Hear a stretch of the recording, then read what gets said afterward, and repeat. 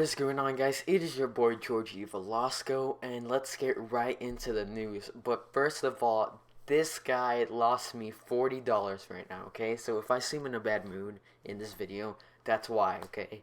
I'm saying. So let's get right into the news. First up is David Luiz and Marcos Alonso. These men were bought from Chelsea for £61 million combined.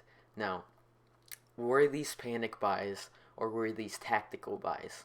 ESPN FC reported that these were panic buys due to the fact that Cesar Asilepueta, if I mispronounced that, I'm sorry, and Gary Cahill and Kurt Zuma were playing really bad, not doing well in training whatsoever, and most of them are injury prone, so they said, wow, they're not doing well. We need new defenders. Who do we get? So, this all began with Kalidou Koulibaly from Napoli.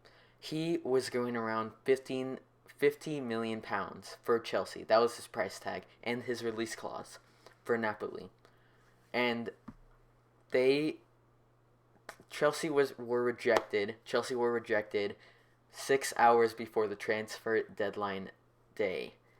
Now, from my perspective, why would they do this?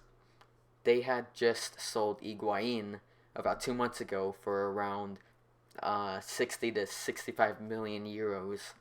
So why wouldn't they use some extra money, right? Well, according to ESPN FC, they denied Kalidou Koulibaly.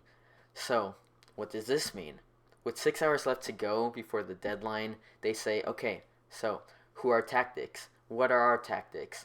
David Luiz, a fake defender who just plays and just has these fluffy hair, and Marcos Alonso, who's actually good but did not start whatsoever last season for Fiorentina.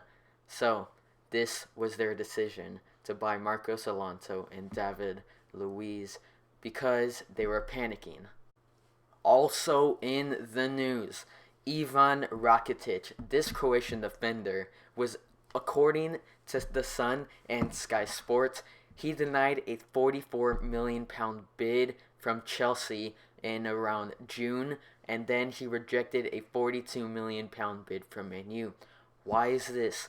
Why couldn't the Barcelona big boys use some money and maybe get a big player from other leagues? Well, according to The Sun, they have reported that they were going to release him to AC Milan. This was right, okay? So, Luis Enrique, who would replace Ivan Rakitic? Personally, it'd be Andre Gomez, that has been recently bought by Barcelona for around 15 million euros. Is Andre Gomez a good player?